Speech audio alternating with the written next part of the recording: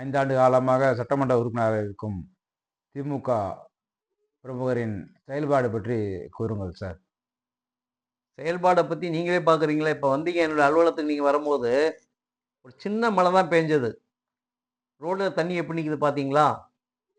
கிட்டத்தட்ட 4950 கோடி ரூபாய் உள்ளாட்சித்துறை மூலியமாக சென்னை மாநகராட்சிக்கு ஒதுக்கப்பட்டதாக நிதி ஒதுக்கப்பட்டதாகவும் அதை ஒப்பந்ததாரர்களுக்கு அளித்து வேலையை தூங்கச் சொன்னதாகவும் கிட்டத்தட்ட 98% வேலையெல்லாம் முடிந்துவிட்டது என்று முதலமைச்சர் அவர்கள் அறிக்கை வாயிலாக தகவல் தந்தார்கள். உள்ளாட்சித்துறை அமைச்சரோ 95% வேலை முடிந்திருப்பதாக சொன்னார்கள். மரியாதைக்குரிய மேயர் அவர்களோ 92% வேலை முடிந்ததாக சொல்லியுள்ளார்கள். ஆனால் சென்னையிலே இருக்கக்கூடிய 20 வார்டுகளில் மழை நீர் அகற்றக்கூடிய அந்த பாலங்கள் எல்லாம் எந்த விதத்திலும் இதுவரை முடிவு பெறாமல் அது கொசுக்கள் வளரக்கூடிய ஒரு நீர் தொட்டியை போல் அமைத்திருக்கிறார்கள் ஒழிய அந்த மழை நீர் வடிகால் என்பது ஒரு இடத்தில் போய் சேர்வதற்குரிய ஒரு அமைப்பை இதுவரைக்கும் அவர்கள் சரிவர செய்யவில்லை என்பது ஒரு சிறிய உதாரணம்.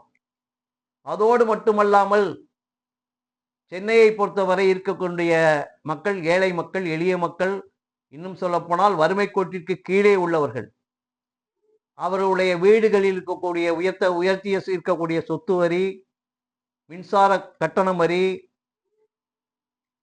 மற்ற அவர்கள் அன்றாடம் வாங்க போகக்கூடிய உணவுப் பொருட்களுடைய விலைகள் எல்லாம் மிக அதிகமான அளவில் இருக்கக்கூடிய ஒரு சூழ்நிலை. இதையெல்லாம் நீங்கள் கண்டிப்பாக நன்றாக அறிவீர்கள். ஏனால் நீங்களும் ஒரு குடும்பத்தை சார்ந்தவர் தான். உங்களுடைய குடும்ப செலவும் எப்படி இருக்கும் என்பது உங்களுக்கு நன்றாக தெரியும். ஒரு ஏழை எளிய மக்கள் வாழக்கூடிய தகுதியை சென்னை மாநகரம் இழந்துவிட்டது. கடந்த கால 5 ஆண்டுகள் திராவிட முன்னேற்ற கழகத்துடைய ஆட்சியில் என்பது எங்களுடைய நிலைப்பாடு. அதேபோல் நீங்கள் எங்களுடைய எடப்பாடியார் அவருடைய ஆட்சியை பற்றி நீங்கள் சிந்தித்து பார்த்தீர்களானால் அவருடைய ஆட்சி காலத்தில் எவ்வளவோ பிரச்சனைகள் வருகின்ற பொழுது கூட பேருந்து கட்டணத்தை உயர்த்தவில்லை, மின்சார கட்டணத்தை உயர்த்தவில்லை, பால் விலையை உயர்த்தவில்லை. அதேபோல் மக்கள் பாதிக்கப்படக்கூடிய எந்த சூழ்நிலையும் உடனே அரசுடைய கவனத்துக்கு எடுத்து சென்று அதை நிவர்த்தி செய்யக்கூடிய வகையில்தான் இங்கே பணியாற்றியவர்களுடைய பணி இருந்தது என்பது நீங்கள் நன்றாக அறிவீர்கள்.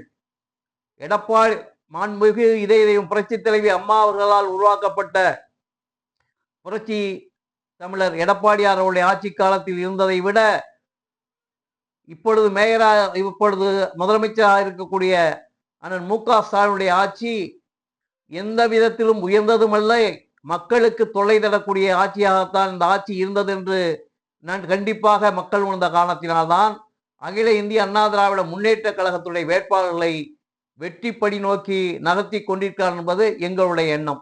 அதே போல அவர்கள் தேர்தல் அறிக்கையில் குறிப்பிட்டதை போல கடந்த 4.25 ஆண்டுகள் இன்னும் முடிய போகுது, கிட்டத்தட்ட 5 ஆண்டுகள் ஆக போகின்றது. கடந்த 4.5 ஆண்டுகளாக எந்த விதமான மக்களுக்கு நன்மையும் செய்யாமல் மறுபடியும் தேர்தல் வரப்போகின்றது என்பதை மட்டும் கருத்தில் கொண்டு தாய்மார்களுக்கு 1000 ரூபாய், பெண்களுக்கு 1000 ரூபாய், கோடை விடுமுறைக்கு 3000 ரூபாய் என்றெல்லாம் அரசாங்கத்தினுடைய பணத்தை அள்ளி தெளித்திருக்கிறார்கள். இது எதை காட்டுகிறது என்றால், மழை வருகிறது என்ற பொழுது கொடையை எப்படி எடுப்போமோ அதே போல தேர்தல் வருகிறது, தேர்தலில் மக்களுடைய வாக்குகளை பெற வேண்டும் என்ற அடிப்படையில் இந்த உதவிகள் எல்லாம் செய்திருக்கின்றார்கள். அவர்கள் ஏற்கனவே கடந்த 2016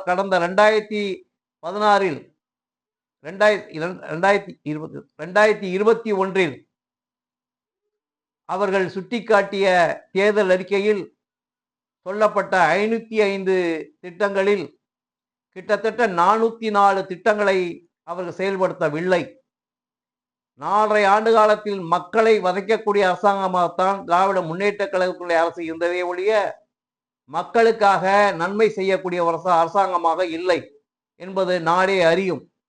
வாய்ச்சொல்லில் வீரடி என்றபடி இப்பொழுது அதனுடைய முதலமைச்சர், நாட்டினுடைய முதலமைச்சர், திராவிட முன்னேற்ற கழகத்துடைய தலைவர் அண்ணன் மு க ஸ்டாலின் அவர்கள் ஊரெல்லாம் சென்று ஒரு பொய் பிரச்சாரத்தை அவிழ்த்து விட்டுக் கொண்டிருக்கின்றார்கள். அதை மக்கள் என்றும் நம்பக்கூடாது. அண்ணாநகர் சட்டமன்ற தொகுதியை பொறுத்தவரை எந்த விதமான மக்களுடைய சேவையும் ஆற்றவில்லை. கடந்த காலத்தில் சட்டமன்ற உறுப்பினராக இருந்தவர், எந்த ஒரு நிகழ்வுக்கும் வராதவர்.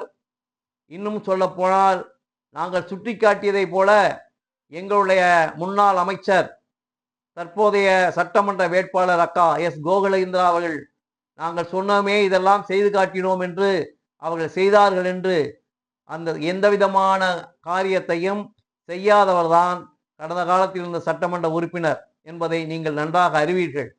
ஆகவே நாட்டு மக்கள், குறிப்பாக அண்ணாநகர் சட்டமன்றத்தினுடைய வாக்காளர் பெருமக்கள் தயவு கூர்ந்து யார் வந்தால் நம்முடைய அண்ணாநகர் சிறக்க பாடுபடுவார்கள், நம்மை நேசிக்கக்கூடியவர்கள் வந்தால்தான் நம்முடைய அண்ணாநகர் சட்டமன்ற தொகுதிய பல பிரச்சனைகள் எல்லாம் இங்கே தீரும்.